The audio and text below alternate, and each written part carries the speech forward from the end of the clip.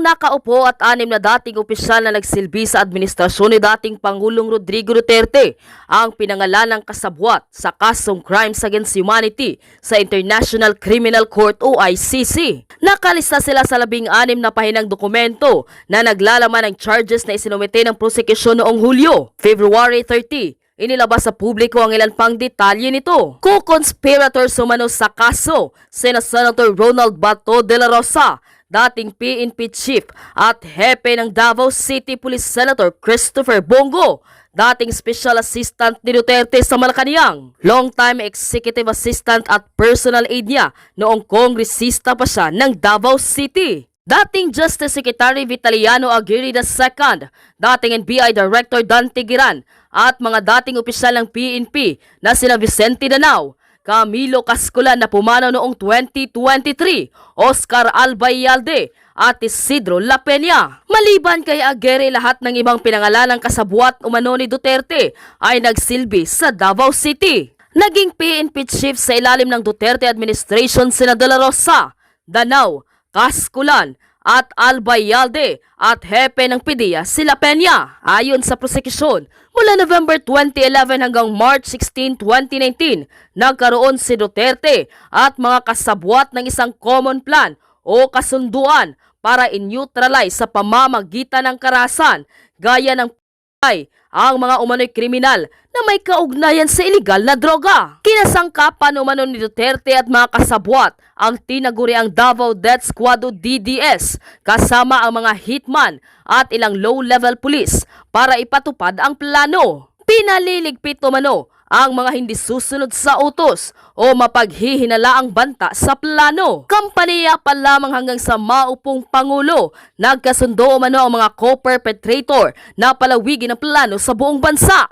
Para umano'y masagawa ito, itinalaga ni Duterte ang ilan sa kanila sa matataas na posisyon sa gobyerno. Dito umano binuo ang national network ng ilang law enforcement officers, non-police asset at hitman. Naniniwala ang prosekusyong nagdulot ang DDS at ang tinaguriang national network ng malawakan at systematic na pag-atake laban sa mga sibilyan sa bansa. Sa isang pahayag, pinabulaanan ni Senator Bongo ang mga paratang. Wala aniyang basihan, hindi patas at wala umanong kinalaman sa kanyang naging trabaho noon bilang aide ni Duterte.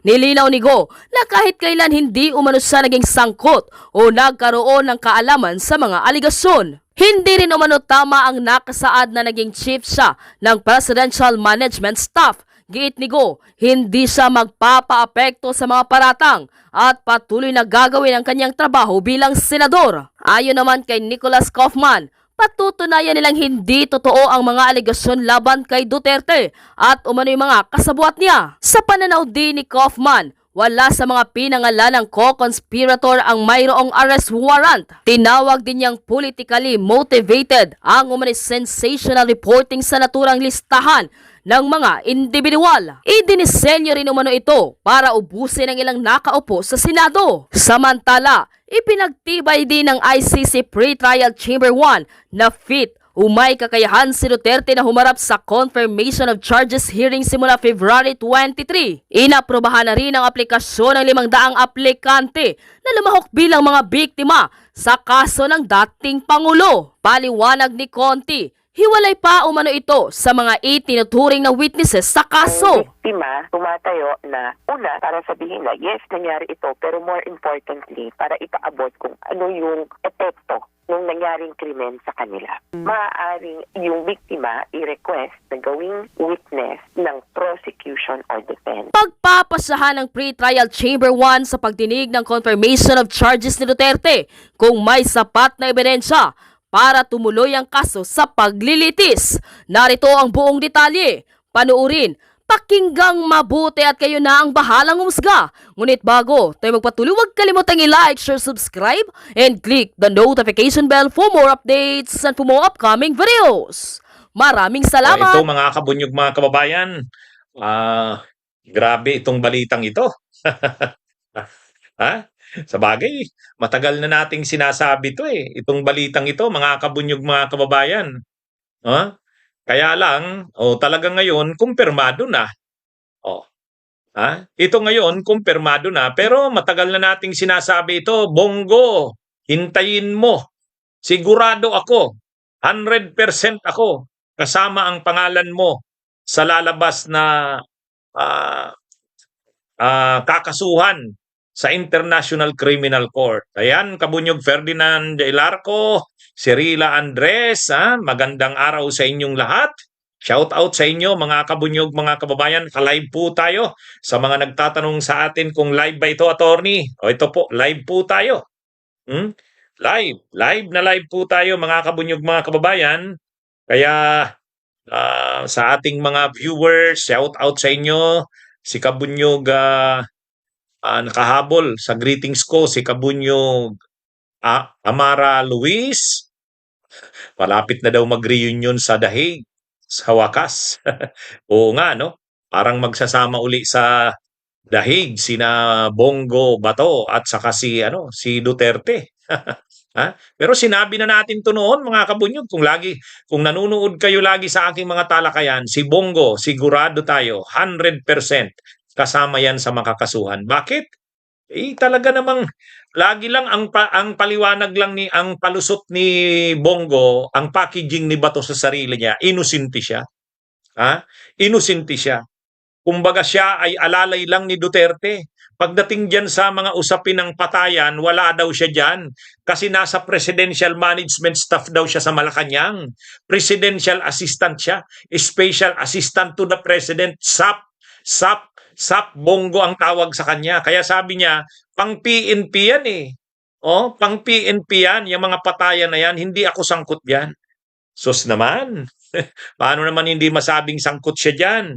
Pag nag-o-order si Duterte kung sinong mga papatayin, kanino idadaan? Sino ang pinagkakatiwalaan ni Duterte na papadalhan niya ng mensahe? Sa tingin nyo, napakasensitibong bagay yan. Sino ang target? Sino ang mga susunod na papatayin o ipapapatay? Mga high-value targets. Halimbawa, yung mga high-value targets, mga mayors, mga kung sino-sinong mga kilalang personalidad, sa tingin nyo, ipagkakatiwala ni Duterte yan? Ipadala mo nga. Ganito mga kabunyog, mga kababayan. Binasa ko yung yung charges yung nakalagay sa press release doon sa website ng ICC. Linabas na ng ICC yung documents ng charges. 16 pages yata yun. Binasa ko yun, anong nakalagay doon? Bumuo si Duterte ng dalawa. Una, nung mayor siya, bumuo ng tinatawag na Davao Death Squads. Yan yung nagsagawa ng mga pagpatay sa Davao.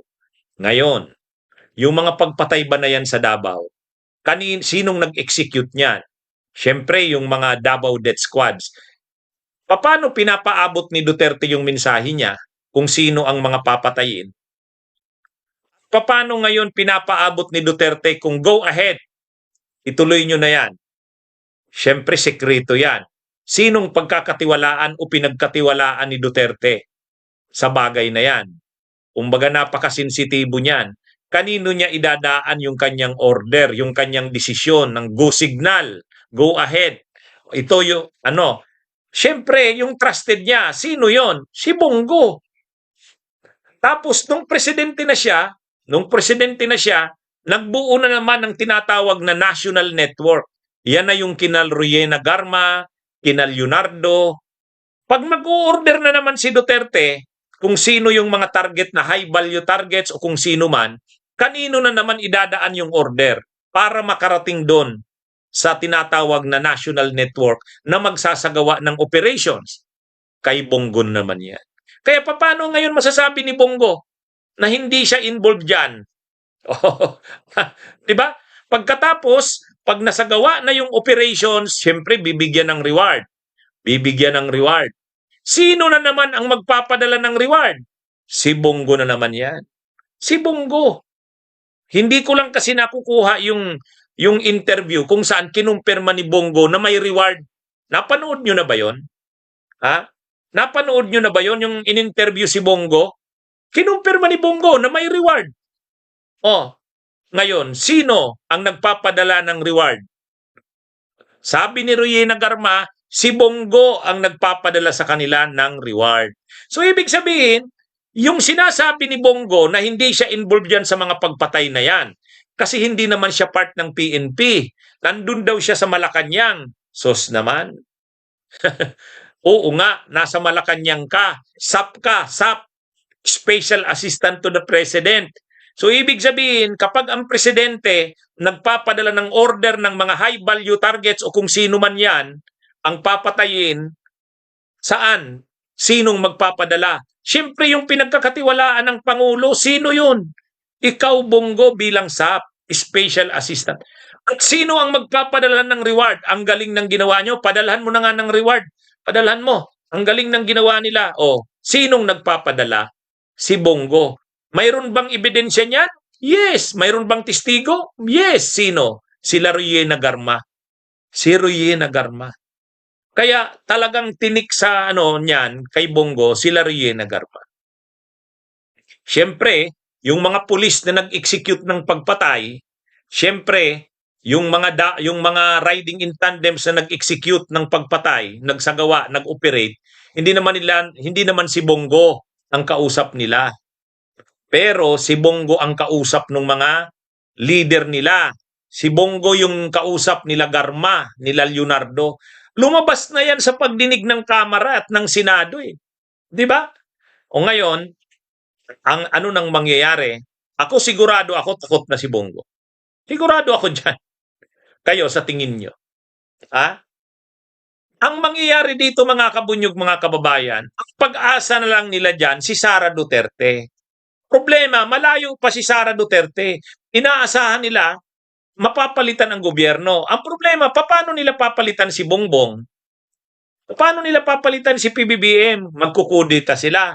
Hindi naman sasama ang mga military sa kudita eh.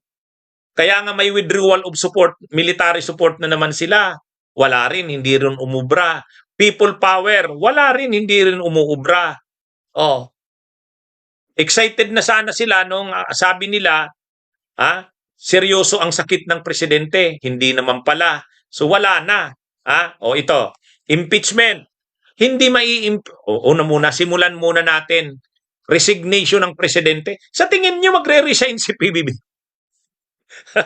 Ang tagal-tagal niya ang tagal-tagal ni ng plinano, pinaghirapan, makabalik sa Malacanang, tapos magre-resign. Hindi magre-resign yan. Hindi magre-resign.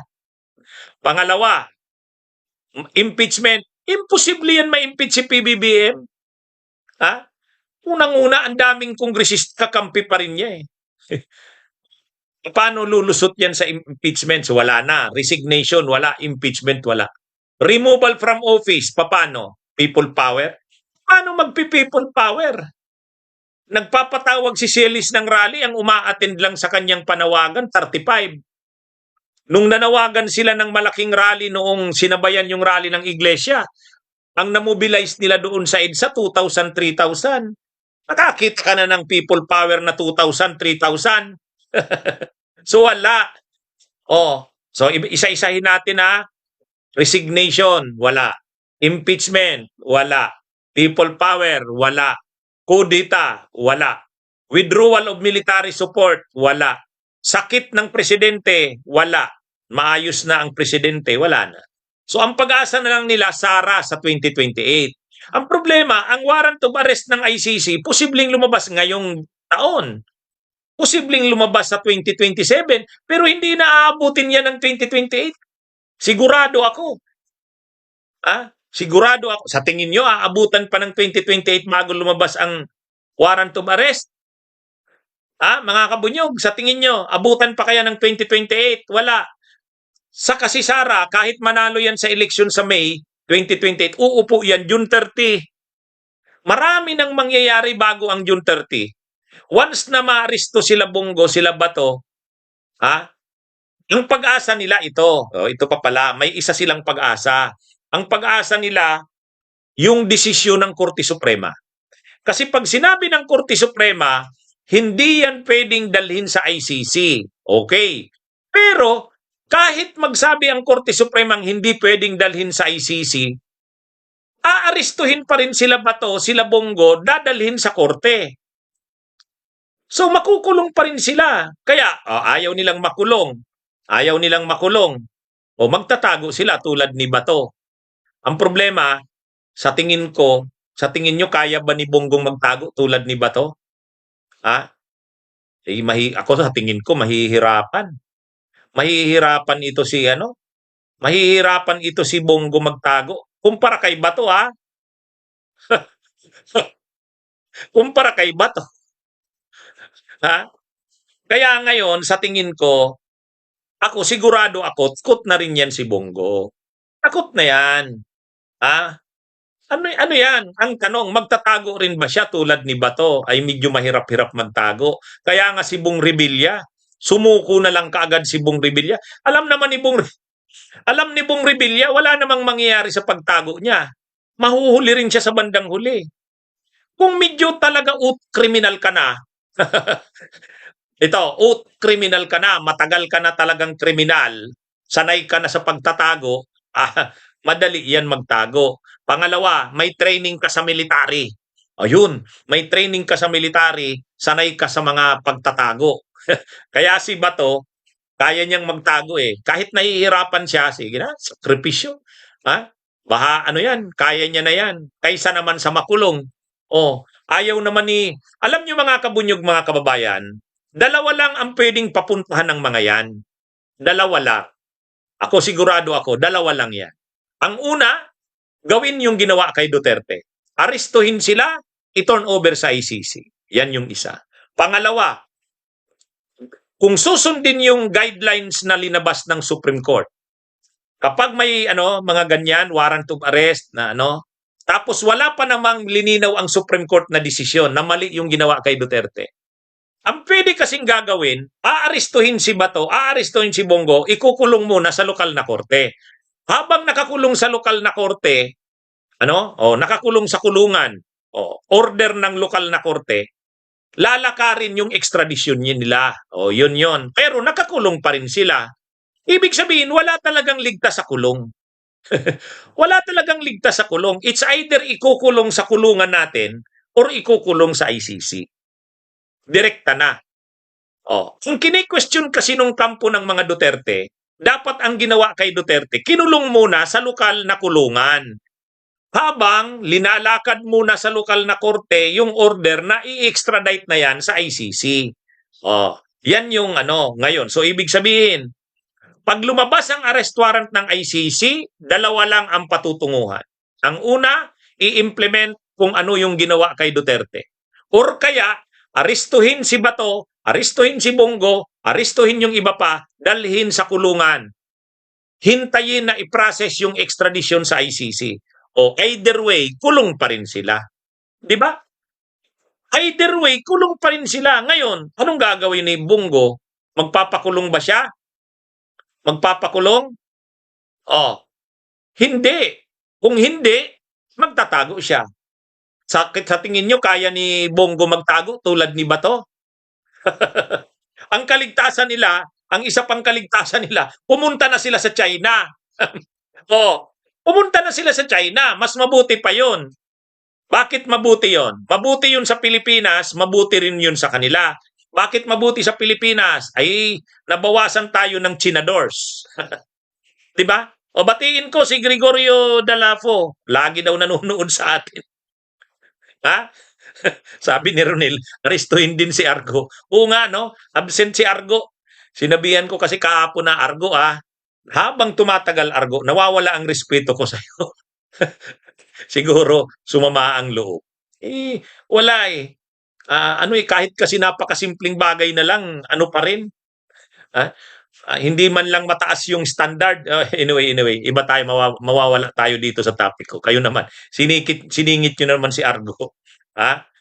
Hindi. Isang pwedeng gawin nila, pumunta sila ng China. At least sa China doon, kakalakad sila. Doon? Kaya lang, kapag pumunta sila ng China, nakakahiya. Bakit nakakahiya? Talagang pinanindigan nila na China talaga, Chinador talaga sila. Di ba? Nakakahiya yon. Talagang pinanindigan na nila na China talaga sila. Kaya parang ang hirap ng choice, Parang no choice. Oh, shout out din kay Jason Maro. Alam niyo mga kabunyog, para ano eh, ang hirap ng buhay pag wala kang choice. Ha? Ha? Ang hirap ng buhay pag wala kang choice. No choice. Bakit no choice? Ang yaman-yaman ni Bongo. Imaginin nyo yung nakuha ng mga transactions ng pamilya niya.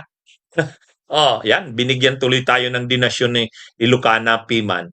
Oh, mga kabunyog, siya nga pala, may rally sa February 25, 40th anniversary ng EDSA. Tulungan nyo naman ang bunyog. Padalhan nyo kami ng magmomobilize ang bunyog, gagastos na naman kami. Ako, naggagastos din ako, nagsishare ako. Pero malaki ang kailangan. February 25, 40th anniversary ng EDSA. Ang bunyog ay kasama sa magmomobilize. Tulungan nyo uli ang bunyog. Salamat sa mga tutulong. Oh, shout out kay Raul Lim dyan sa Ordaneta City sa Pangasinan. Oh, mayroon daw choice, sabi ni Rolando Pajardo. Ladies choice. Hindi, balik tayo. Mahirap to eh. Mahirap. Bakit ganito? Ito na nga lang ang senaryo. Dalawa lang ang senaryo. Unang-una muna. Sigurado bang lalabas ang warrant of arrest ng ICC? Yes. Ang hindi lang alam kung kailan. Di ba? Alam nyo, ang warrant of arrest ng ICC parang kamatayan yan. Ang warrant of arrest ng ICC parang kamatayan. Sigurado darating pero hindi mo lang alam kung kailan. Di ba? Di ba? Naniniwala kayo na ang warrant of arrest ng ICC ay parang kamatayan. Siguradong darating, hindi mo lang alam kung kailan. Di ba? Di ba mga kabunyog, mga kababayan? Sabi ni Rinaldo Balgos, wag na attorney, traffic lang yan, rally. Hindi naman. Hindi naman natin haharangan ang kalsada. Doon naman tayo sa lugar na hindi tayo makakaharang sa traffic. Ano yan? Kailangan nating gunitain ang 40th anniversary ng EDSA, people.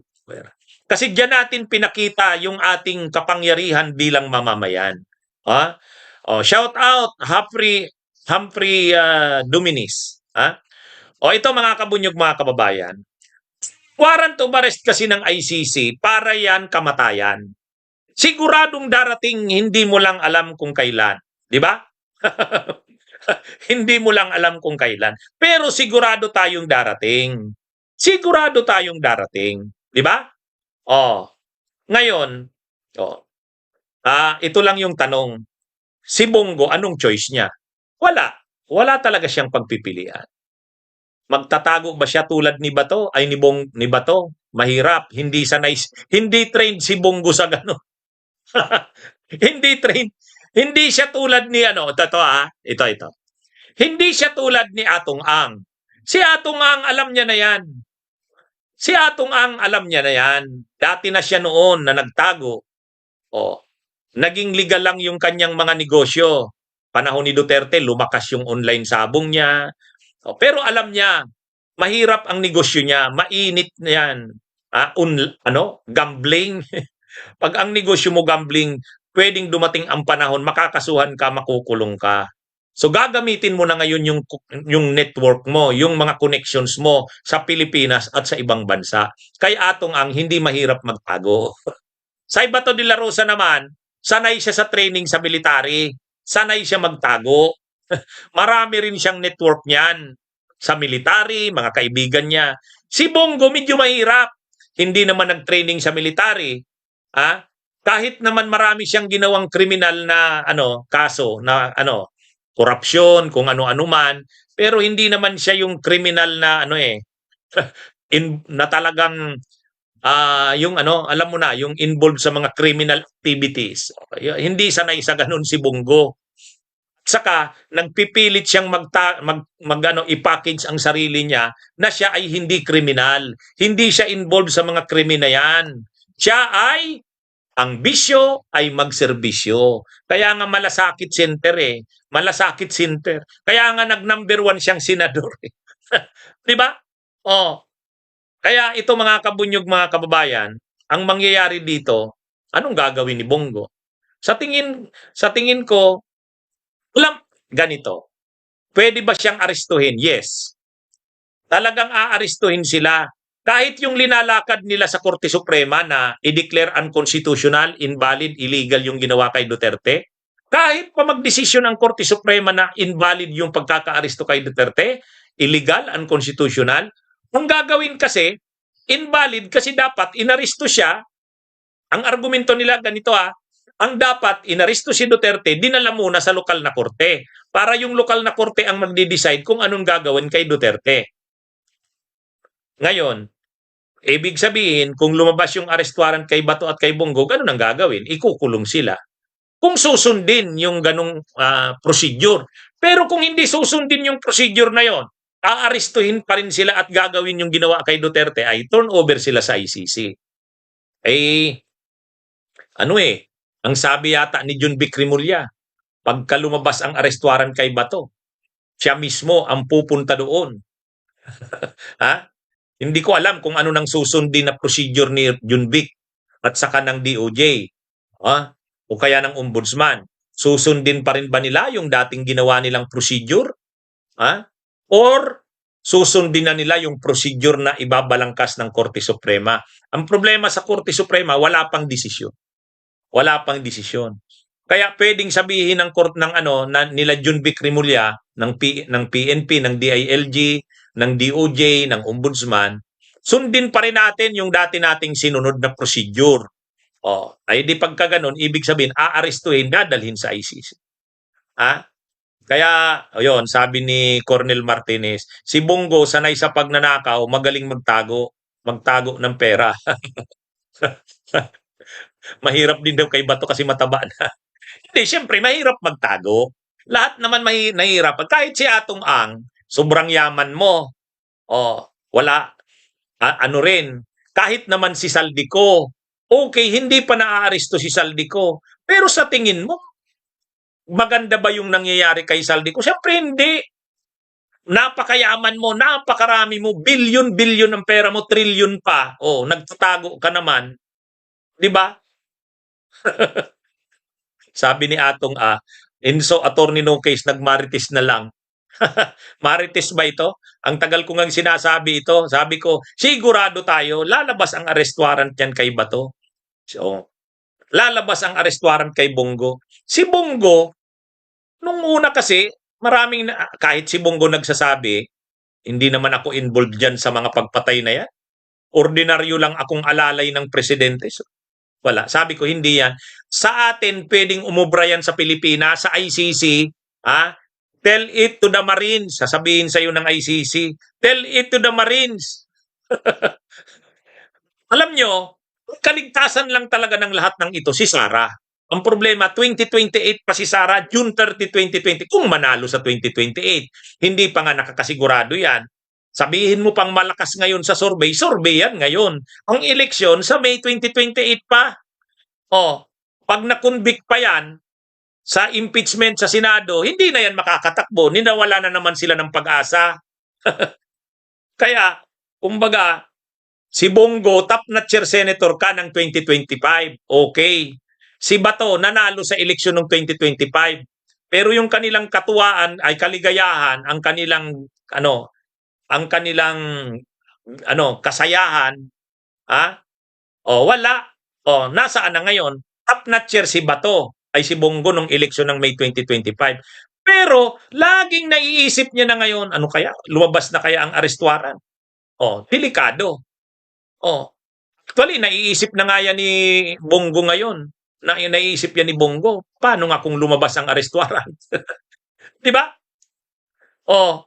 Kaya ito mga kabunyog, mga kawan, siguro naiisip din ni Bongo, makukulong ako sa ICC, batang-bata pa naman ako.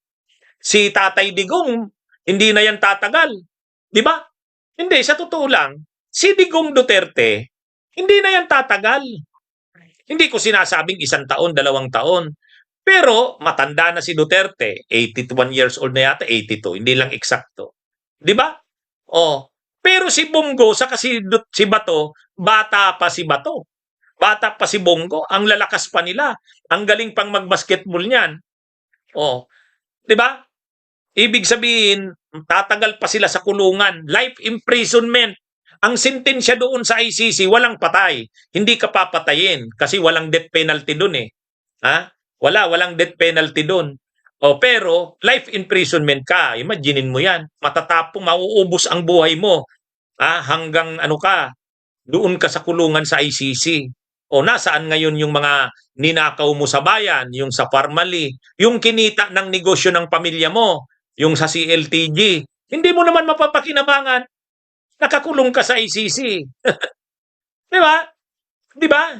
Ang hirap ng ganung buhay. Mas mabuti na yung wala kang bilyon-bilyon, trilyon na pera. Ang importante, kumakain ka ng 3 beses sa isang araw, pero malaya ka naman. Di ba? Di ba, mga kabunyog, mga kababayan? Ha? Oh. Kaya, ano yan, mga kabunyog, mga kababayan? Medyo, ang tawag dyan, no choice. Ang isang choice na lang nila, pumunta sila ng China, doon na tumira sa China. Oo, pero mapapahiya ang kampo nila niyan. Mapapahiya ang mga DDS niyan kapag tumakas sila at pumunta ng China. Parang pinanindigan na nila niyan na talagang ano sila, China talaga sila. Di ba? Kapag tumakas sila at nagtago sila sa China, pinanindigan na talaga nila, China sila. Kaya, ano ito, mga kabunyog, mga kababayan? Ang warrant of arrest ng ICC ay parang kamatayan. Tandaan nyo yan. Parang kamatayan. Siguradong darating, hindi lang natin alam kung kailan. Okay? Okay? Shout out kay Shield of Faith. 'Di ba? Mga kapamilya niyang manginabang sa amin ni Emil. Pero siya. So, kahit ngayon naiisip na ni Bongo 'yan. Paano kung lumabas ang arrest warrant ng ICC, nandun siya sa Senado? 'Di ba? Si Bato kasi desisyonado na. Hindi ako magpapa-aresto. Ayaw kong makulong. 'Di ba? Yan yung problema niya. Si Bongo, hindi handang magtago ang taong to, sa tingin ko lang. Hindi ito handa. Pero naiisip niya rin, magpapakulong ba siya? Magpapakulong. Dalawa lang naman ang kulungan. Makukulong sa lokal na kulungan, makukulong sa ICC. Yun lang ang papupuntahan. Ito na, sure na. Lalabas na ang ICC warrants. Bakit? Bakit natin nasabi yan? Mamaya ipapaliwanag natin. At sure na rin, isusurrender sa Interpol sina Bato, sila Bongo at iba pa. Kaya ano ito, mga kabunyog, mga kababayan? Sabi ni Kabunyog Sofia Gonzales, first. Congrats, Kabunyog Sofia Gonzales, unang-una ka. Pero dito sa isa kong YouTube channel, si Gianna Calonia ang nangunguna. Sumunod si Daisy Cabanding, si Kabunyog Orlando Omalza, kay Julito Paloma, kay Wilfredo Minion, Ems Reyes, Joker the Clapper, kay Jolibel Madrona, shout out po sa inyo. Kay Justin Pogi Madrona. Yan. Kay James Torres, kay Trililing, kay Batang Irish, Cecil Yander.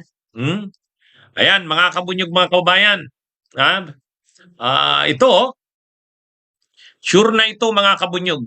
Lalabas na ang warrant, ang ICC warrants. Bakit? Bakit natin nasabi yan?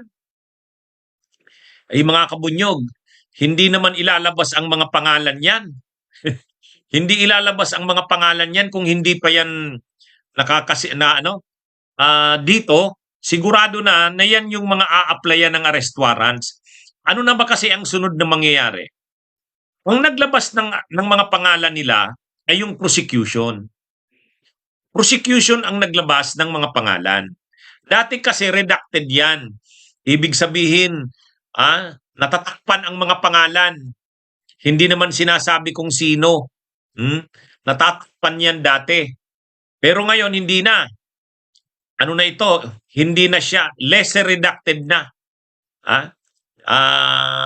Yung mga pangalan, pinaalam na sa publiko. Kaya ngayon, alam na kung sino yung mga co-perpetrators ni Duterte. Ang sunod na mangyayari, mag-a-apply na ngayon yung prosecution sa pre-trial chamber. Mag-a-apply na. Ano ang i-a-apply? I-release na ang maglabas na ng arrest warrants para sa mga ito. Parang katulad din sa atin sa korte. Naalala niyo si Bong Revilla?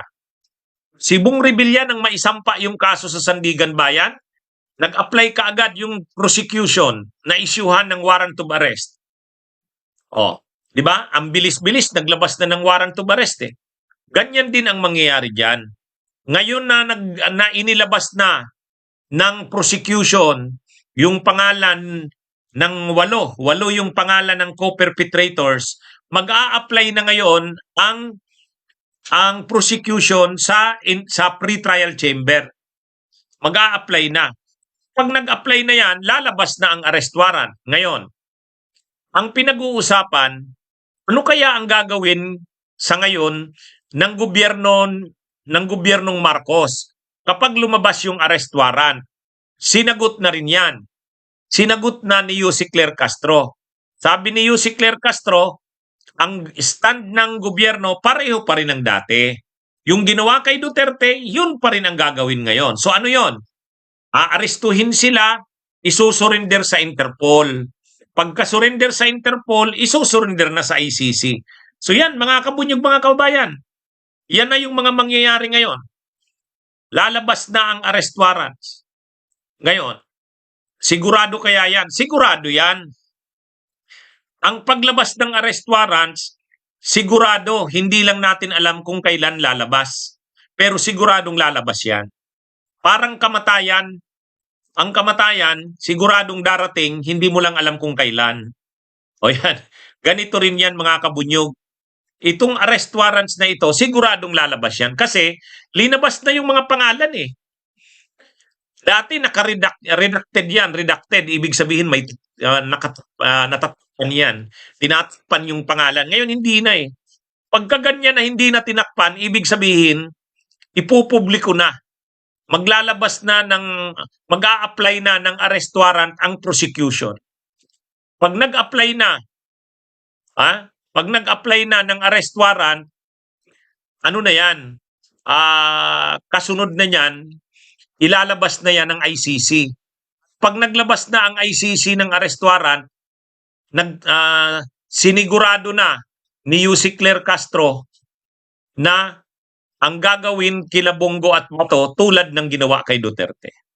Ganon din ang sinabi ni Junvic Rimulya eh. Nang in-interview si Junvic Rimulya, sabi niya, kung ano yung ginawa dati, ganun pa rin. Kaya ibig sabihin, malinaw ang stand ng gobyernong Marcos. Ang stand ng gobyernong Marcos, walang nabago sa dati. Ganun pa rin. Kaya pala nung talakayan namin nung isang araw ni Secretary Llamas, ang sabi ni Secretary Llamas, sigurado yung ginawa kay Digong, kay Duterte na aarestuhin tapos dadalhin sa Interpol, tapos yung Interpol dadalhin sa ICC, ganun pa rin ang mangyayari. Kaya ngayon, mukhang seryoso na itong bantang ito, kaya nga, ang Senado mismo, naghahanda na rin sila.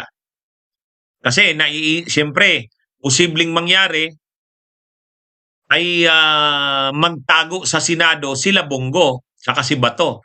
Kung hindi man si Bongo, kasi nagtatago na ngayon si Bongo, baka si Bato. Kaya si Ping Lacson magpapatawag ng kaukus ng mayorya ng Senado sa 18. Sa 18, sa Wednesday, papatawag daw ng kaukus si Lacson. Sabi ni Senador Ping Lacson, kailangan nilang pag-usapan yan. Anong gagawin kay Bato at Bongo? Halimbawang humingi ng tulong sa kanila, anong gagawin nila? Ano na ito, mga kabunyog? Kaya, actually, yung problema ni Cayetano, paubos na ang kanyang miyembro. Siyam sila. Siyam yung minorya ng Senado. Tapos kung si Bato ngayon nagtatago na, ewan natin kung si Bongo magtatago na rin. Kaya ano talaga ito mga kabunyog? Talagang seryoso itong usapin na ito sa kanila. Kaya kahit pa anong sabihin, hindi talaga nila pwedeng baliwalain ito. Kasi siguradong lalabas ang arrest warrant. Hindi lang alam kung kailan, pero siguradong lalabas. Lalo pa, nilabas na ang mga pangalan nila Bongo, nila Bato, ni Aguirre, ni Albayalde, ni Casculan, ni Danao, nila Piña. Yun, linabas na ang mga pangalan nila. Kaya ano na yan, kumbaga, naghihintay na lang, araw na lang binibilang nito. Mga kabunyog, mga kababayan. At sinabi na rin ni Yussi Claire Castro, walang mababago. Kaya yung sinasabi ni Ping Lacson, di ba sabi ni Ping Lacson, hindi. Dapat dalhin muna sa korte. Kapag may warrant of arrest ng ICC, dalhin muna sila sa lokal na korte. I-exhaust muna lahat ng legal remedies. Huwag naman kaagad-agad dalhin sa Interpol tapos dalhin sa ICC. Yun ang sabi ni Lacson. Problema, hindi naman siya presidente ng Pilipinas. Ang presidente ng Pilipinas, si PBBM pa rin. Ano ang stand ng Malacanang? Yung sinabi ni Yussi Claire Castro. Hindi naman magsasalita ng ganun si Yussi Claire Castro nang hindi muna nagtanong sa executive secretary o sa presidente.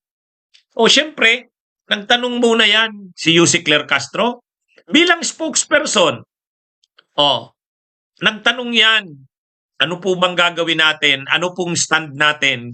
Katulad pa rin po ba ng dati? Pag tinanong po ako ng media, nung tinanong siya ng media, anong sagot niya? Ang sagot ni ang sagot ni Yussi Claire Castro, nung tinanong siya ng media, pareho pa rin ng dati. So, ibig sabihin, aarestuhin si Bato, aarestuhin si Bongo, ito-turn over sa Interpol, pagka-turn over sa Interpol, ito-turn over naman ng Interpol sa ICC. So, ganon. Ang magliligtas lang sa kanila,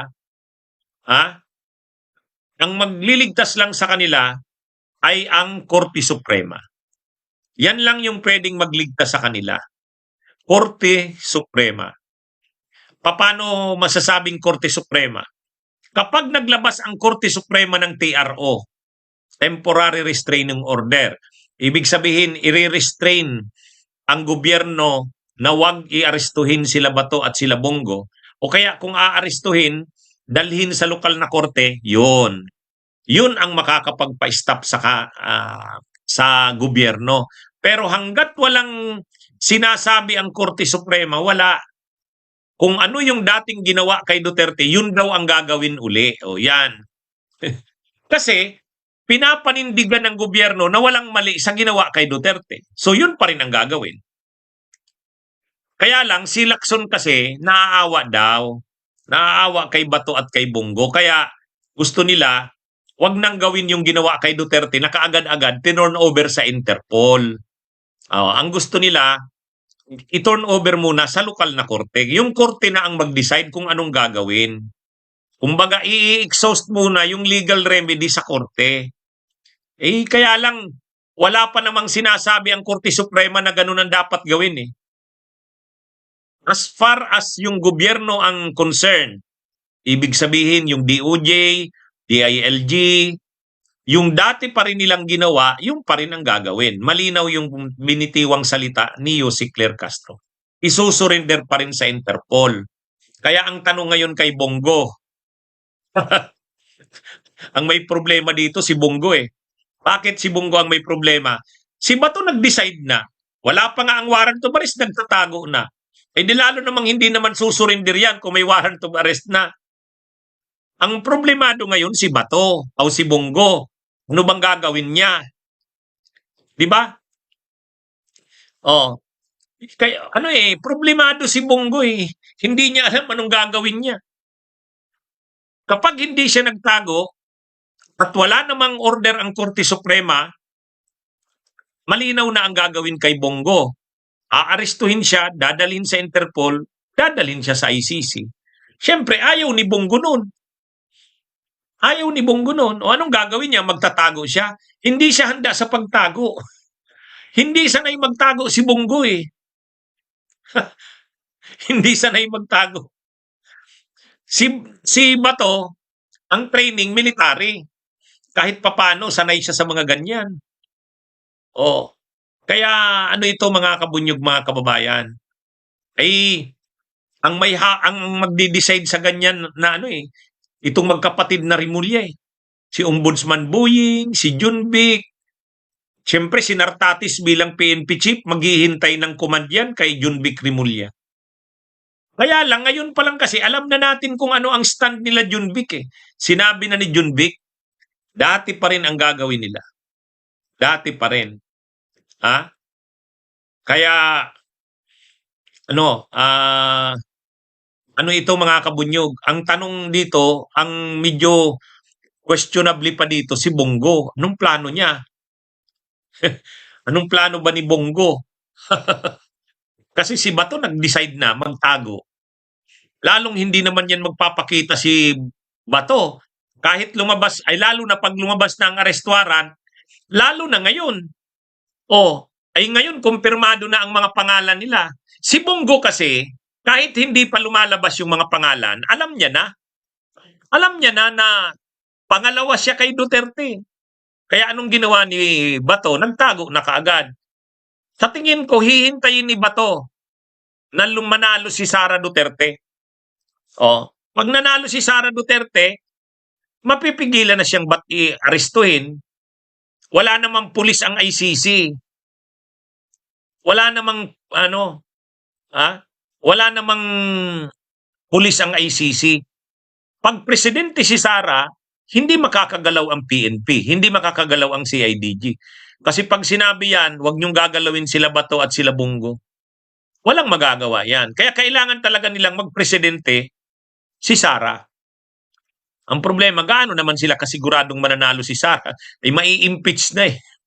Pag na-impeach yan at na-convict yan, hindi na yan makakatakbo. Pag hindi na yan nakatakbo, wala na. Sinong papatakbuhin nila? Si Bongo.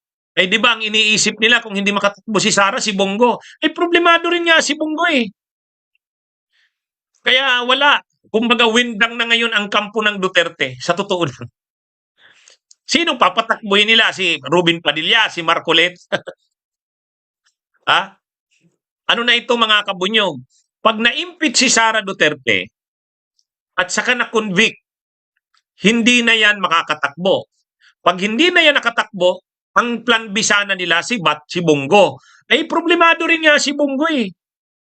So sino na naman ngayon ang patatakbuhin ng Duterte camp? Si Marcoleta, si Robin Padilla. Wala, hindi mananalo yan. Si Robin Padilla, si Marcoleta, hindi mananalo yan. Kaya itong mga kabunyog, ang pinakamalaki ang problema sa ngayon, si Bongo. Kasi si Bato sanay magtago. Si Bato may training sa militar. Hindi, ano niya yan? Ang talagang hindi handa na magtago, si Bongo. Ang problema, ayaw din naman ni Bonggong pumunta ng dahig sa ICC. Kaya yan mga kabunyog. Ano to? Ang pag-asa na lang talaga nila si Sara. Bago si Sara, ang pag-asa muna nila, Korte Suprema. Dapat maglabas ang Korte Suprema ng TRO. Kung hindi man TRO, yung desisyon sa petition noon, matagal na kasi hindi naman linalabas ng Korte Suprema yung desisyon sa petition eh. Ano ba yung petition na yon? Di ba nagpetisyon na pagkahuli kasi kay Duterte, may petition kaagad na ibalik dito. Sabihin ng Korte Suprema na illegal at unconstitutional ang pagkakaaresto kay Duterte. So, ang problema hanggang ngayon, wala pang linalabas na ruling ang Korte Suprema sa petition na yun. Wala pa. Yun ang hinihintay ni Bato. Yun ang hinihintay ni Bato. Ang hinihintay ni Bato, lumabas yung ruling na yun. Pag sinabi ng Korte Suprema, hindi pwedeng arestuhin tapos dalhin kaagad sa Interpol, tapos dalhin sa ICC. Hindi pwede. Dadaan muna sa proseso ng lokal na korte. Pagka naglabas ng ganong desisyon ng Korte Suprema, sa tingin ko lalabas na si Bato. Kasi ano yan eh, lalabanan nila sa korte dito. May mga koneksyon sila sa korte. Ang problema lang, hanggat walang linalabas ang Korte Suprema na gano'n, magtatago talaga si Bato. Ang hindi natin alam, si Bongo. Anong plano niya? Ang problema, lalabas na ang arrest warrant, bilang na ang araw niyan. Hindi na yan magtatagal. Yan ang problema. Kaya, anyway, ha? Oh, yan yung pinaka-problema nila ngayon. Kaya si Lacson sana nakikiusap. Huwag nyo namang dalhin kaagad sa Interpol. Kasi once na dalhin yan sa Interpol, turn over na kaagad yan sa ICC. Ang sabi sana ni Lacson, payagan nyo naman munang dalhin sa lokal na korte. Ang problema, wala pa namang nagsasabi na ganun eh. Sino naman ang susundin ng gobyerno? Yung dati pang proseso na ginamit nila kay Duterte. Kasi pag hindi ginamit yung dating proseso, ibig sabihin mali yung proseso na yun. 'Di ba? Common sense. Pag hindi ginamit yung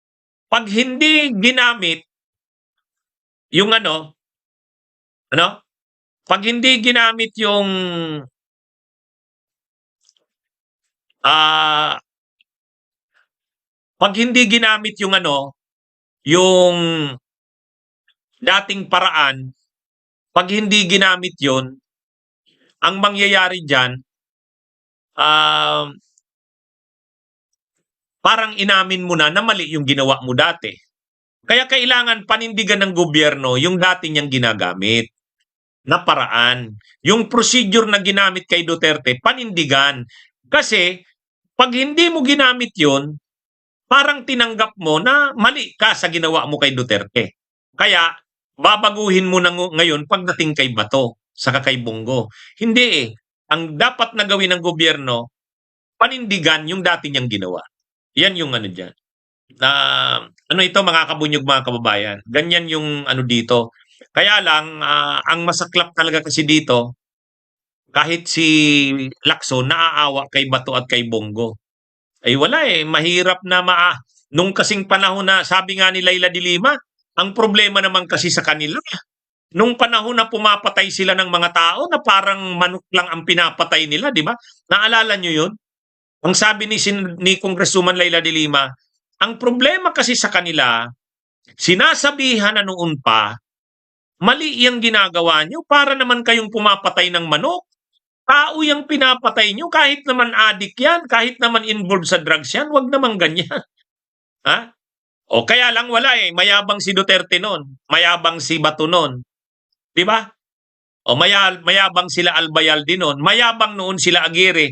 Ito na ngayon yung kanilang ito na yung time of reckoning. Ito na yung pagbabayad nila. Sabi nga ni Congresswoman Leila de Lima, sinasabihan na sila noon, hindi tama yung ginagawa nyo.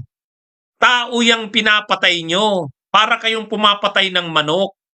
Ay wala eh. Wala eh. So ngayon, anong nangyari? Yun, nakakulong na si Duterte. At ngayon, sila na yung susunod.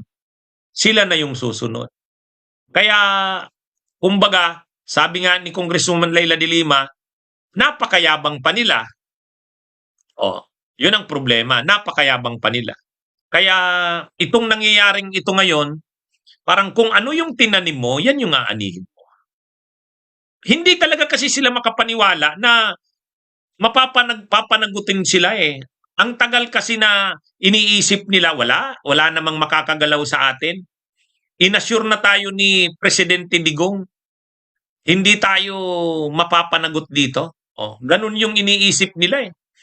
Matagal na ganun ang iniisip nila. Ang paniniwala nila talagang parang walang sila eh. Walang makakapanagot sa kanila. Unang-una, kaagad-agad winidraw nila yung pagmiyembro natin sa ICC. Ang akala naman nila, pag inalis na yung pagmiyembro natin sa ICC, tapos na. Hindi naman ganun eh. Nangyari yung mga krimen na yan, panahon na member tayo. Yun. Kaya, pangalawa, ang iniisip nila, sige nga, sino namang aaresto sa atin dito? Wala namang pulis ang ICC. Hindi nila naiisip na nandyan ang Interpol. Kaya yan mga kabunyog, mga kawan. Kumbaga, ang nangyari ng lahat ng ito, hindi nila ito inaasahan. Kaya nagkakagulo na sila ngayon. Tingnan nyo si Bato, nagtatago na. Si Bongo hindi na alam kung anong gagawin. Hindi, sa totoo lang. Hindi na alam ni Bongo ang gagawin yan. Ha? Sasama na ba siya sa pagtago kay Bato? Hindi niya kaya yan. Hindi yan sanay sa pagtago. Pag hindi naman siya nagtago, alam niya nang aarestuhin siya. Top-notcher ka nga sa eleksyon noong Mayo 2025, top-notcher ka sa senador, para ka naman ngayong may sword of Damocles sa ulo mo, para ka may laging nakaumang na sword of Damocles, di ba? Kanyan yung sitwasyon nila. Ha? Oh, di ba? Para ngayon, sa totoo lang, yung mga biktima ng war on drugs nila, at least nabibigyan na ng hustisya. Nabibigyan na ng hustisya. Kaya si Duterte, ako sa tingin ko si Digong. Si Digong tanggap niya na yung anong nangyari sa kanya. Naalala niyo bago naglanding yung eroplano doon sa Daig, sa the Netherlands, naglabas ng last message si Duterte. Kung babalikan niyo yun. Ha? Nung palanding na yung eroplano doon sa Daig, sa the Netherlands, nag-deliver na ng kanyang message si Duterte.